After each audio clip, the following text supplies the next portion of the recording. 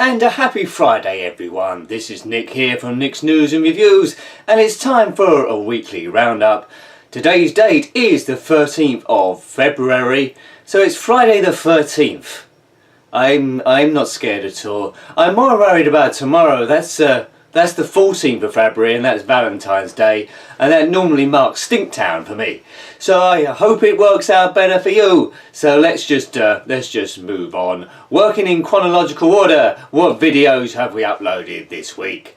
Well, the earliest game this week was on the Commodore Amiga, in fact, which is a little unusual because normally it's the ZX Spectrum.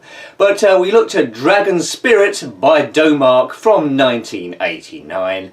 I'd already looked at this one on the Spectrum beforehand and wasn't overly impressed. This one's slightly better. Now, I do like the idea. It's an arcade conversion, well, vertical scrolling shoot 'em up.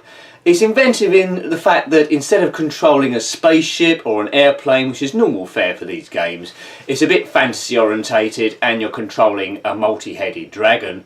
You can pick up power-ups to give them an enhanced strength, but the game moves quite slowly. There isn't too much variety on it, and it was pretty bad. I reviewed a few games that are a bit iffy this week. It's just the way it goes. Sometimes you have great games, sometimes you have a bit strange ones. This one could have been a bit better.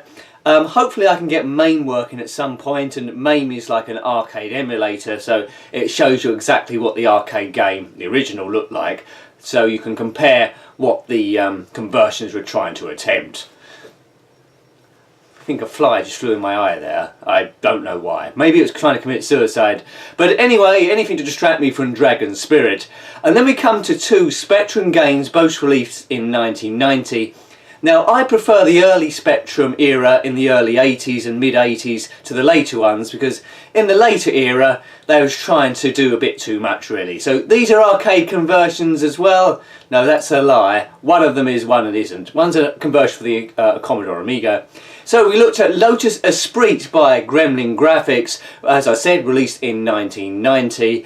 It tries to keep the same split screen that was on the original Amiga game, but visibility driving is a bit awkward. Now, it moves at a really fast pace. This is on the 128K, so give it its due, it does well there. But the gameplay is broken down by, it's tricky to see where you're going. Now, admittedly, if you play the game quite a lot, you'd learn the tracks and you might have a bit of a heads up with it. It's not an atrocious game, it's okay. What the Spectrum had available, it did a pretty good job, but it goes without saying it's not as good as the Commodore Amiga version, but well worth checking out. It isn't overly bad. And the next one, now this is bad. It's Shadow Warriors from the same year by Ocean. I reviewed this on the Commodore Amiga, and I didn't mind it, although it was a little bit lackluster. Be interesting to see again what this game looks like on MAME. But they've gone for one direction with this, and that isn't the band. They've gone for huge sprites and the music, and although they pulled this off quite well, it's a big detriment to the physical gameplay of it. It doesn't play very well, it's not enjoyable to play. Some aspects are better than others, but there's a lack of variety of moves. It's all too easy to get stuck in a loop where the players, well, the computer is beating you to a pulp, basically. It's a shame, really, because the music is good. Maybe if there was a 256K Spectrum, it would have done a little bit better. But it's a horizontal beat 'em up. There are better examples of it. Double Dragon was monochrome, as opposed to this was full colour, so they've done well in that respect. But it just doesn't cut it. I much prefer the earlier era. Moving on, then we went to two PlayStation 3 games, which again is a little bit unusual. I decided to have a bit of an adventure in Grand Theft Auto 4, controlling Nico Bellic.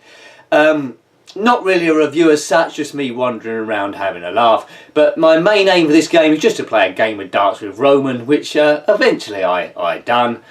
This video's proved a little bit more popular than I thought, a few kind comments below, so I might go back into that Grand Theft Auto world again. Might look at Grand Theft Auto 5 at some stage as well.